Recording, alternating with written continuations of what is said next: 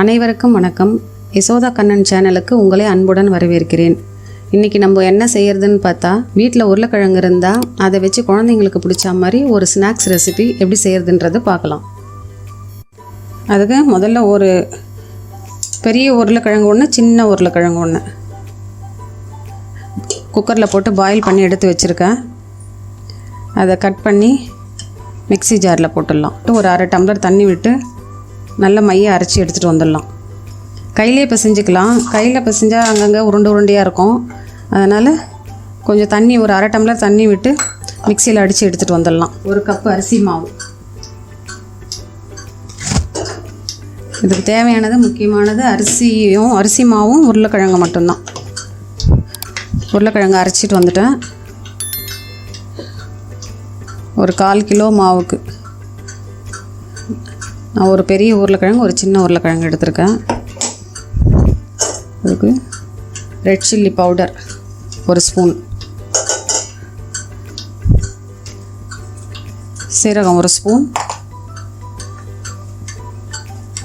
தேவையான அளவு கொஞ்சமாக சால்ட்டு.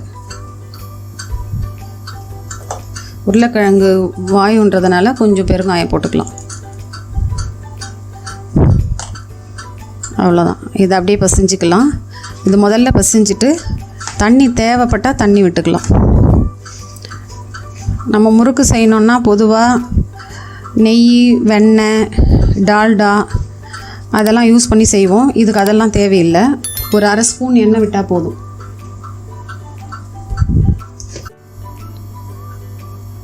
எண்ணெய் கொஞ்சம் விட்டுட்டு அப்படியே போட்டு பசிஞ்சிக்கலாம். பசிஞ்சிட்டு தண்ணி பத்தலைன்னா கொஞ்சமாக தெளித்து முறுக்கு மாவு பதத்துக்கு பசிஞ்சிக்கலாம். முறுக்கு செய்யணுன்னா பொட்டுக்கடலை, உளுத்தம்பருப்பு வறுத்துட்டு போட்டு செய்வாங்க. நம்ம உருளைக்கிழங்கு போட்டிருக்கோம். இது கொஞ்சம் டிஃப்ரெண்ட்டாக நல்ல டேஸ்ட்டாக இருக்கும். குழந்தைங்களுக்கு நல்லா பிடிக்கும். மாவு ரொம்ப கட்டியாகவும் இல்லாத, ரொம்ப தளர்வாகவும் இல்லாத, வெட்டமாக பசிஞ்சுக்கணும். இப்போது முறுக்கு மாவு நல்லா பசிஞ்சாச்சு. முறுக்கு அச்சில் நம்ம எதை வேணாலும் போட்டுக்கலாம். ரிப்பன் போட்டுக்கலாம், இல்லை 1 ஸ்டாரு, இல்லை தேன் குழல் மாதிரி. நான் 3 ஸ்டார் எடுத்திருக்கேன். அச்சில் எண்ணெயை தடவிட்டு மாவு எடுத்து இப்படி உருட்டி போட்டுட்டு கொஞ்சம் அதில் எவ்வளோ பிடிக்குதோ அவ்வளோ மாவு சேர்த்துக்கலாம்.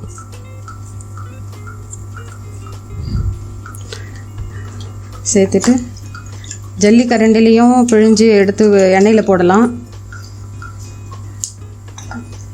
இப்படியும் போடலாம். நான் அப்படியே எண்ணெயிலே டைரெக்டாக விட்டுறேன்.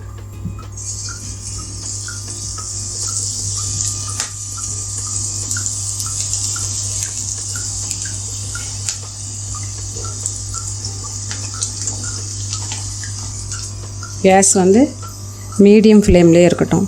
அப்போ தான், ஏன்னா இது ஸ்டாராக இருக்கிறதுனால அப்போ தான் உள்ளெல்லாம் நல்லா வேகும். கொஞ்சம் மீடியம் ஃப்ளேம்லேயே வச்சு கொஞ்சம் நேரம் ஆகட்டும். இந்த பபுல்லாம் அப்படியே அடங்குற வரைக்கும் கொஞ்சம் வெயிட் பண்ணுவோம். அப்புறம் திருப்பி போடுவோம்.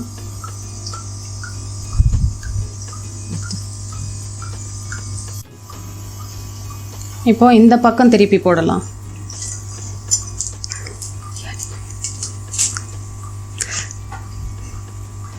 இந்த பக்கம் திருப்பி போட்டு கொஞ்சம் வேகட்டும்.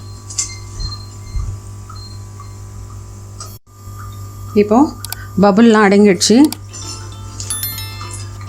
முறுக்கு ரெடி ஆயிடுச்சு. உருளைக்கிழங்கு போட்டு பண்ணதுனால எண்ணெய் குடிக்கும்லாம் நினைக்காதீங்க. எண்ணெய்லாம் எதுவுமே குடிக்கல.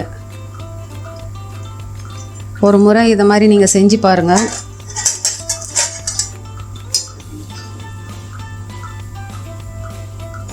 இப்போ நம்மளோட ஈவினிங் கிறிஸ்பியான முறுக்கு ரெடி ஆயிடுச்சு. இதை நீங்கள் செஞ்சு பார்த்துட்டு எனக்கு கமெண்ட்ஸில் சொல்லுங்கள். இன்னும் நீங்கள் நம்ம சேனலை சப்ஸ்கிரைப் பண்ணலன்னா சப்ஸ்கிரைப் பண்ணிவிடுங்க. உங்கள் ஃப்ரெண்ட்ஸ் அண்ட் ஃபேமிலிக்கு ஷேர் பண்ணுங்கள். நன்றி, வணக்கம்.